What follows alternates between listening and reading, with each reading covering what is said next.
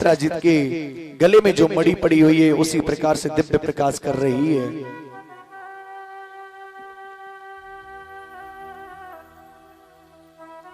आज वह कृष्ण जी के यहां पर पहुंचे, वह मणि रोज कम से कम 1.5 मन कम से कम सोना देती थी। आज वह जैसे कृष्ण जी से मिलने के लिए आए, कृष्ण जी से मिले और कृष्ण जी ने उनसे कहा, सहस्त्राजित से कहा कि अगर ये मणि राजकोष में मिल जाए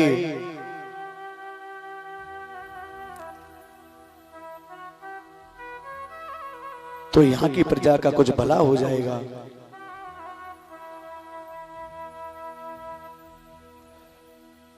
यहां की प्रजा का कुछ भला हो सकता है अगर ये मणि राजकोष में मिल जाए। तो सहस्त्राजित ने मना कर दिया, कहा कि नहीं, ये मणि मैं तुम्हें नहीं दे सकता। और वह मणि वापस ले गए। अपने घर पहुंचे कि उनका एक भाई था सहस्त्राजित का प्रसेन, उसने वह मणि ली और गर्दन में डालकर वह माला और जंगल में शिकार खेलने के लिए चला।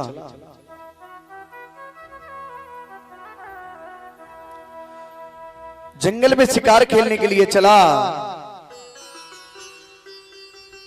और वहां पर एक शेर ने उनके ऊपर आक्रमण कर दिया। आक्रमण करके उनकी मृत्यु कर दी और वह जो मणि थी वो शेर ने उनसे छीन ली।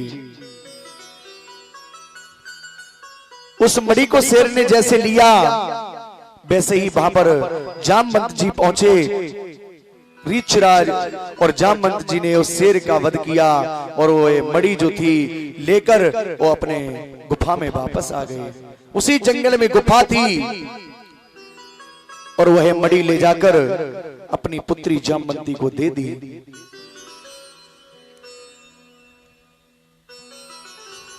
इधर सहस्त्राजित को पता चला कि मेरा भाई मणि पहन कर गया और अभी तक वापस नहीं आया। तो सहस्त्राजित ने समझा कि मुझसे इस मणि को कृष्ण ने मांगा था, कि कहीं कृष्ण की कोई चाल तो नहीं, कहीं मेरे भाई को मरवा तो नहीं दिया, मणि के चक्कर में कहीं मेरे भाई का वध तो नहीं करा दिया। आज ये अफवाह चारों तरफ पूरे मथुरा नगरी में फैल गई। पूरी मथुरा नगरी में यह चर्चा फैल गई। जैसे ही कृष्ण जी को पता चला कि ये कलंक हमारे सर पे मढ़ा जा रहा है, ये कलंक हमारे सिर पे मढ़ा जा रहा है,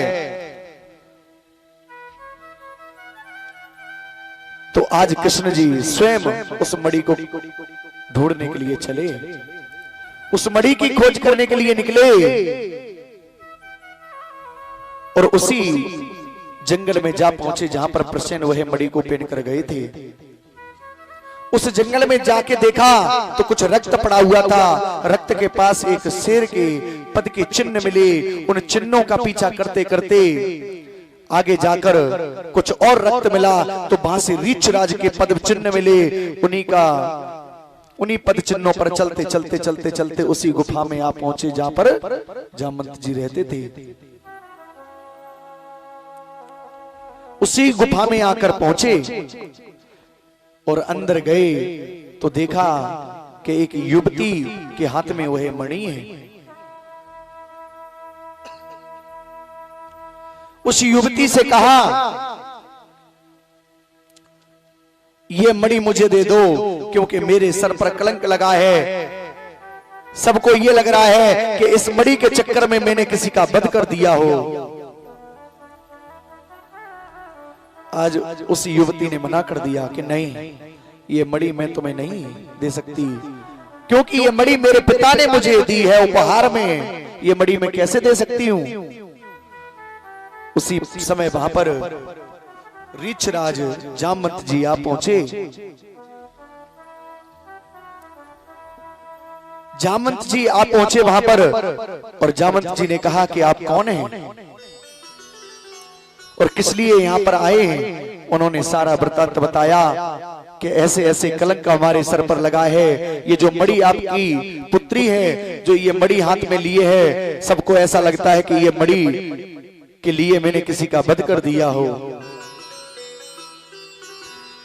यहीं पर एक बात और है, आपको मैं बता दूं, यहां पर श्री कृष्ण जी से जामवंत जी क्यों मिले और कैसे मिले, आपको मैं बताता हूं। एक बार जब रावण का वध कर दिया श्री राम जी ने और विभीषण को वहां का राजा बना दिया, तो अंत समय में जब वह अयोध्या के लिए वापस चलने के लिए तैयार हुए तो वहां पर सभी लोग बैठे हैं। सभी लोगों से श्री राम जी ने कहा कि आज हम अयोध्या के लिए लौट रहे हैं, हम चाहते हैं कि आज मुझसे कुछ न कुछ आप लोग मांग लो, आज मुझसे कुछ न कुछ मांग लो। सबने कुछ न कुछ मांगा, सभी ने मांगा, लेकिन जामवंत जी दूर खड़े चुपचाप। जामवंत जी ने कहा,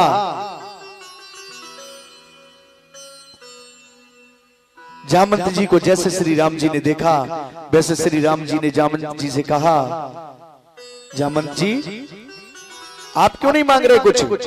सबने कुछ न कुछ मांगा, लेकिन आप क्यों नहीं मांग रहे हो? तो जामवंत जी कहने लगे, स्वामी छोड़िए, अरे हमारी एक ही इच्छा थी, इस संसार में मेरी एक ही इच्छा थी कि मुझसे कोई युद्ध करे और मुझे परास्त करे। उसमें से सिर्फ एक ही व्यक्ति था जो रावण, और उसका भी वध हो गया। तो अब मैं क्या मांगू? अगर आप चाहें, आपने रावण का वध किया है, अगर आप चाहें तो हमसे दो दो हाथ कर सकते हैं।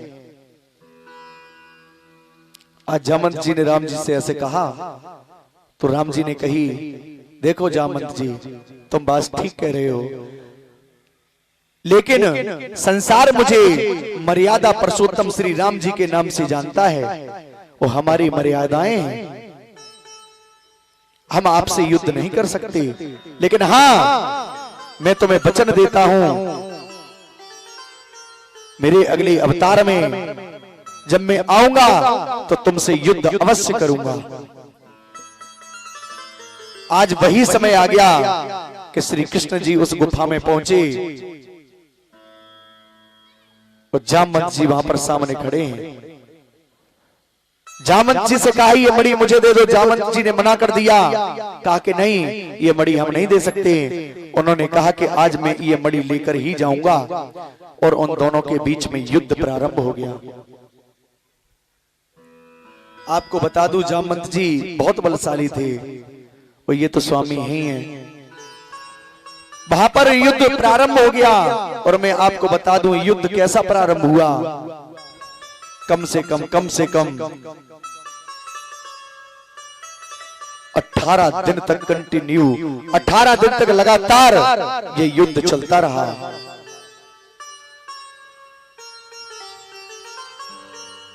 जामवंत जी समझ गए, उनको पूर्व जन्म की उनको एक बात याद आई कि श्री राम जी ने मुझे वचन दिया था। आज वही उन्होंने स्मरण किया पुरानी बात को। उन्होंने तुरंत नेत्र बंद किए और अपनी अंतरात्मा से देखा कि जो श्री कृष्ण जी हैं, उन्हीं के रूप में श्री राम जी ने उन्हें दर्शन दिया। राम जी ने दर्शन दिया और कहा, जामवंत जी मैं अपने वचन से पीछे नहीं हूं। आज श्री राम जी के दर्शन पाकर जामवंत जी बहुत खुश हुए और तुरंत जामवंत जी उनको प्रणाम करने लगे कि अहो धन्य भाग्य हमारे जो दर्शन भये तुम्हारे।